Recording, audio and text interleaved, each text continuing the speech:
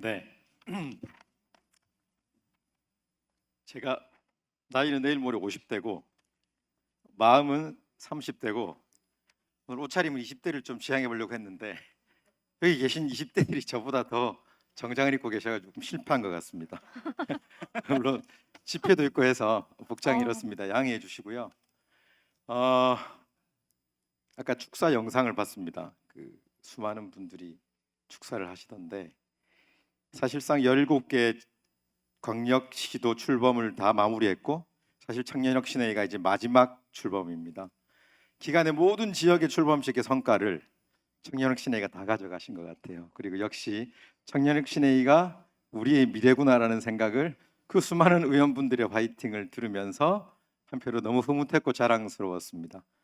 그러나 한편으로 청년혁신회의라면 현역들의 지원과 지지는 물론 받아야 되겠지만 수많은 2030, 40 청년들의 압도적 지지를 통해서 현역들을 긴장시킬 수 있는 청년혁신회의다운 청년들이 됐으면 좋겠다라는 바람을 가지면서 정치 강연이라고 거창하게 이름을 붙였는데 사실 이렇게 하면 반칙이고요. 저 뒤에 보니까 엄청 유명하신 분이 강연하시기로 돼 있던데 저는 혁신회의가 무엇인지를 간단하게 주어진 시간 10여 분 정도 된다고 그럽니다. 짧게 말씀드리겠습니다.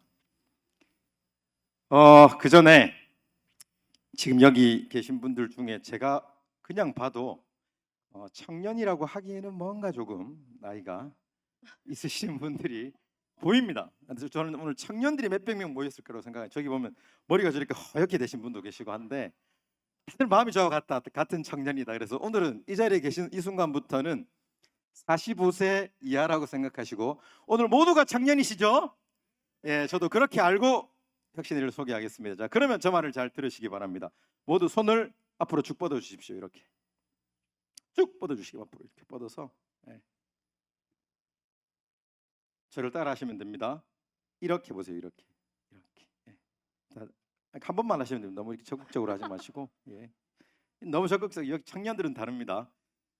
보가 들어와라. 이렇게 보가 들어와라. 들어와라 한번. 네, 됐죠. 또 그다음에 윤석열을 파면하라.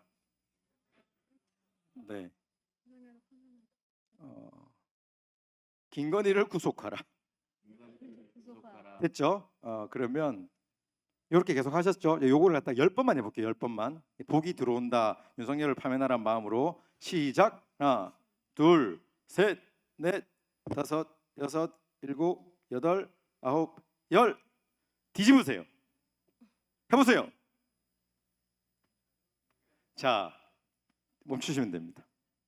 방금 제가 뒤집어서 하라고 하니까 수많은 사람들이 순간 멈칫했습니다. 순간. 물론 상당히 제가 놀랐습니다. 나이가 좀 있으신데 빠르게 접으시더라고요. 이게 뭐냐면 제가 드리고 싶은 말씀은 이게 이제 관성인데요. 해오던 대로 하다가 잠깐 뒤집으면 순간 멈칫해요. 해보면 되는데 이게 설마 될까? 이렇게 해가지고 순간 멈칫하시는 분들이 많이는 없었습니다. 근데 어쨌든 이런 겁니다. 틀 또는 관성이라는 게 아시는 대로 원래 있던 성질을 그대로 유지하려고 하는 거죠. 그 관성을 깨는 일이 참 어렵습니다. 그래서 혁신회의는 뭐냐 이렇게 물어보면 혁신회의는 망치다 이렇게 저는 얘기를 드리고 싶습니다.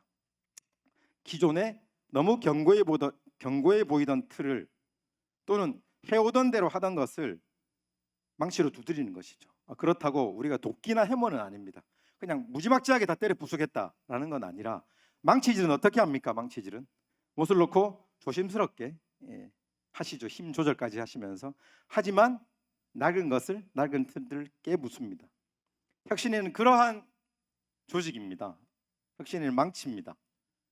혁신회의가 그러면 어떠한 낡은 틀, 그 관성을 깨려고 하냐? 아까 앞서 누가 말씀하셨듯이 정치는 정치인이 하는 것이다 라는 것이 기존의 87년 6공화국 민주화 이후부터 지금까지의 정당의 질서, 정치의 질서였습니다. 다 아시는 대로 총재 중심의 정당에서 원내 중심의 정당으로 이어지는 발전해 오는 것만으로도 수년이 걸렸습니다. 상당히 어려웠죠. 1인 중심의 총재 정치에서 지금은 의원 중심의 원내 정당으로 돼 있고요. 이제 그 다음 단계를 지금 우리는 이야기합니다.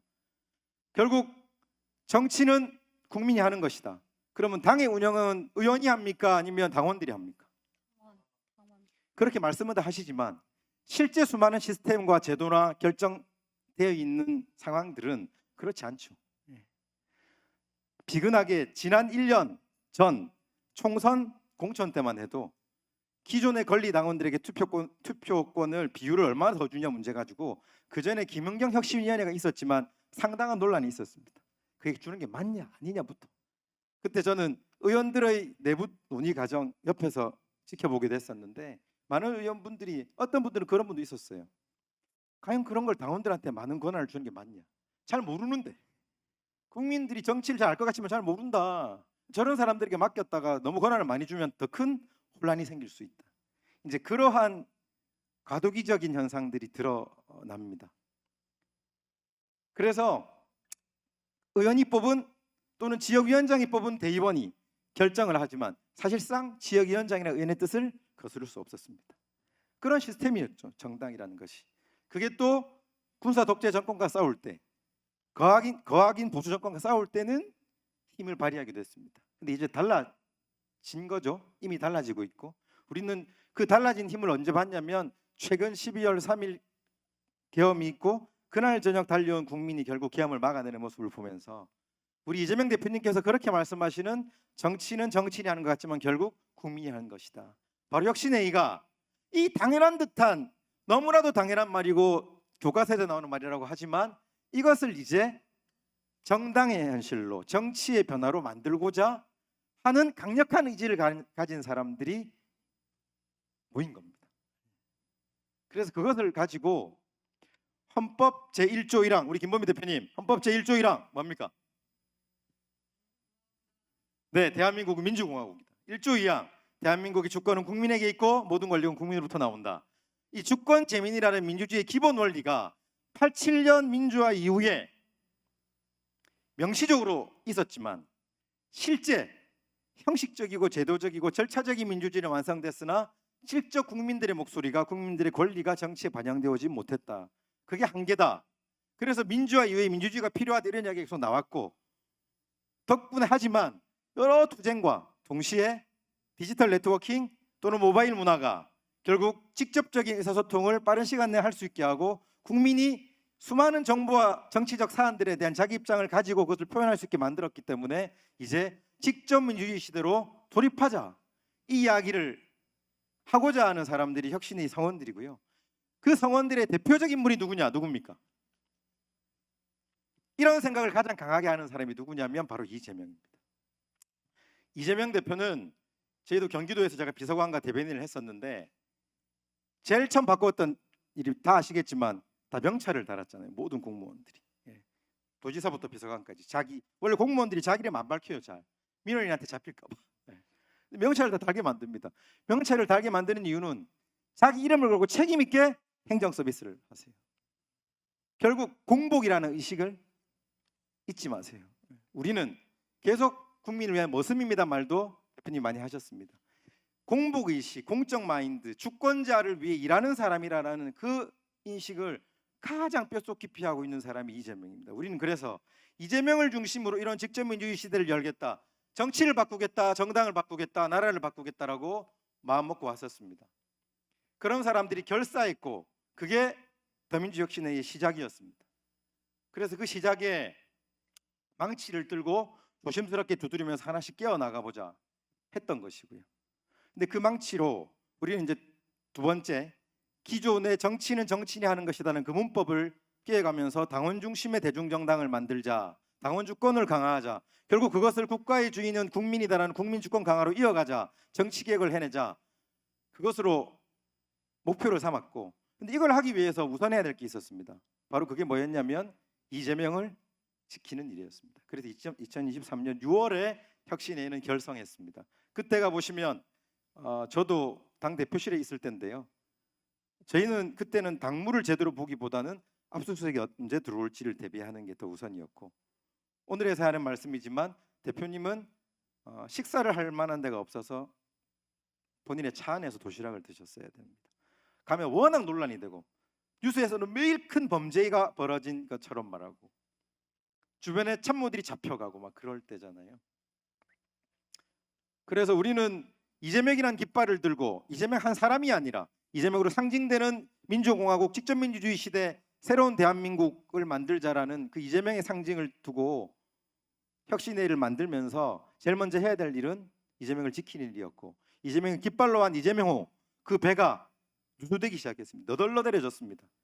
심지어 함께 한다는 당의 의원들이 면전에서 이재명을 물러가라고, 당신은 범죄자다, 문제가 많다, 도덕적으로 문제가 많고 리더십도 없고 변방. 근데 그 근저에 깔려있던 건 뭐냐, 바로 변방의 장수, 우리에게는 변방의 장수 이재명이지만 기존 원내 이 공고한 정치 집단에서 보면 소년공 출신의 학벌도 없고 학생 운동도 하지 않았고 변방에서 있던 사람이다 라는 철저한 무시와 냉대가 있었습니다. 저는 그런 것들을 수많이 느꼈습니다. 저희들이 비서관님도 저희 앞에서 당대표인 이재명 또는 국회의원 이재명을 두고도 제명이라고 함부로 말하는 의원들도 수없이 있었습니다.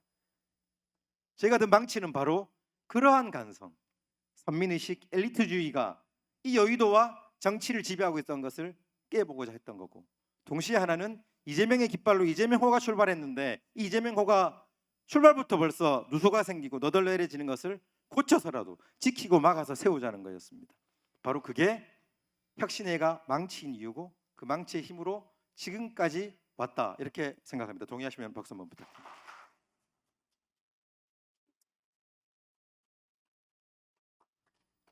네, 그리고 혁신회는요, 여러분 고무줄 이렇게 있으시죠? 고무줄이 있습니다. 이게 고무줄 놀이하는 긴 고무줄 말고요, 노란 고무줄 이렇게 동그랗게 된 거. 근데 이걸 잡아당기면 어떻게 됩니까? 계속 잡아당기면 팽팽한 긴장이 생깁니다. 그러다가 계속 잡아당기면 어떻게 됩니까? 끊어집니다. 어느 순간 끊어지죠. 끊어질 때 잘못 맞으면 아픕니다. 혁신회는 바로 그런 존재입니다. 뭐냐? 이 노란 고무줄을 잡아당기는 장력 같은 존재입니다. 고무줄은 어느 정도의 힘을 가하면 계속 자기의 자리로 돌아가려고 합니다. 원상 회복을 하려고 하죠.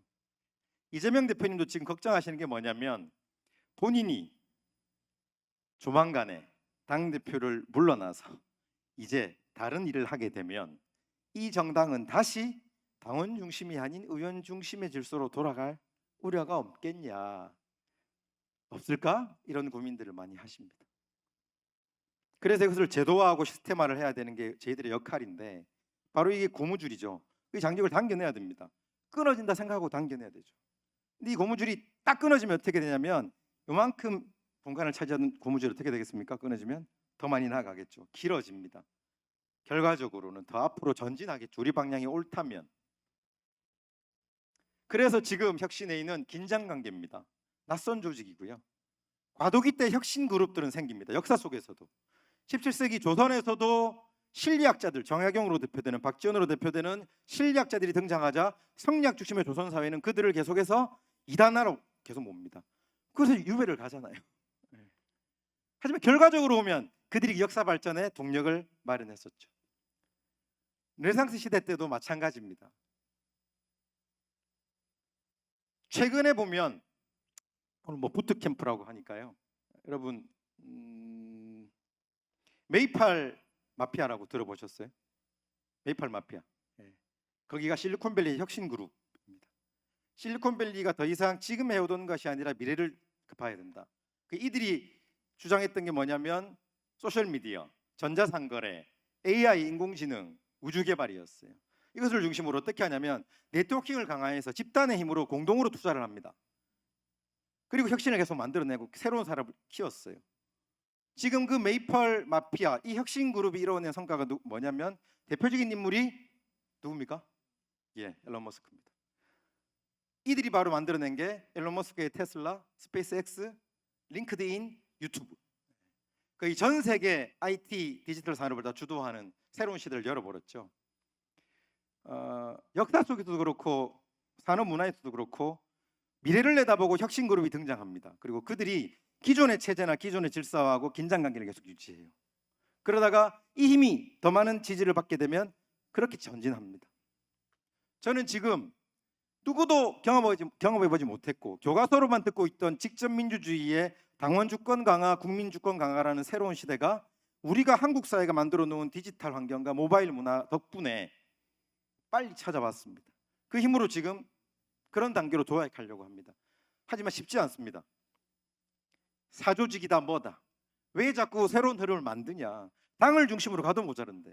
근데 아까도 앞서 말씀드렸지만 당에서 아무리 혁신을 해보고 혁신위원회를 만들어도요, 그 혁신위원회가 내놓는 안들 가지고도 벌써 그 안에서 수많은 논란이고, 혁신위원회 안은 그 안으로 잠자는 게 한두 번이 아닙니다. 바깥에서 또는 외부에서 혁신의 동력들을 계속 불어넣어서 긴장관계를 만들어줘야 됩니다. 이 고무줄을 당기는 힘이 자꾸 와줘야 팽팽한 긴장이 유지되다가 그 다음 발전이 생기겠죠. 그래서 우리 혁신위는 그런 존재다. 기존의 질서, 기존의 문법 또는 우리가 기존에 알고 왔던 정책이 아니라 그 다음 미래를 보고 목소리를 내자는 거죠. 그 중심에 혁신회의 중에서도 이 청년혁신회의가 그런 목소리를 가장 적극적으로 내주셔야 한다. 그런 혁신의 미래에 대해서 가장 많이 고민해 주셔야 한다. 그리고 누구보다 개의치 말고 기존의 질서의 순응에서 저분들한테 잘 보여야 우리가 뭔가 잘할 수 있을까가 아니라 오히려 새로운 미래에 대한 과감한 도전, 대담한 실천으로 혁신의 목소리를 높여주셔야 혁신회가 혁신의 기능을 할 수 있고 그 다음 미래가 있다라고 생각합니다. 그래서 마지막으로 혁신회의는 파동이다라고 생각합니다.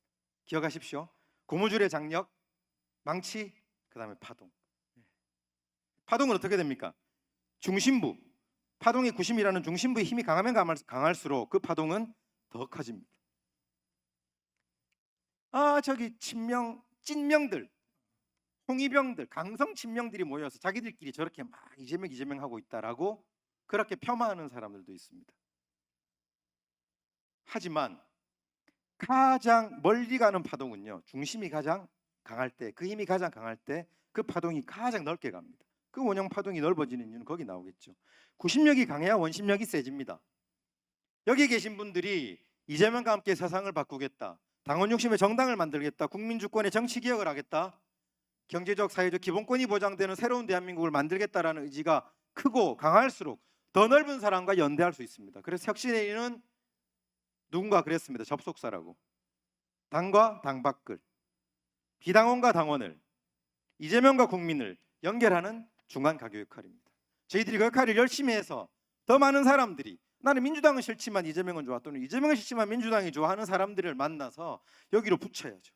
그리고 그 힘이 결국 민주당의 혁신과 강화로 이어질 수 있도록 하는 그 중간자 역할들을, 가교 역할들을 저희가 한다. 그래서 과도기적 시대, 정치가 새롭게 개혁되는 시대에 혁신회의가 망치와 고무줄을 당기는 힘과 파동의 중심이 되어서 새로운 민주주의, 새로운 대한민국을 반드시 만들자.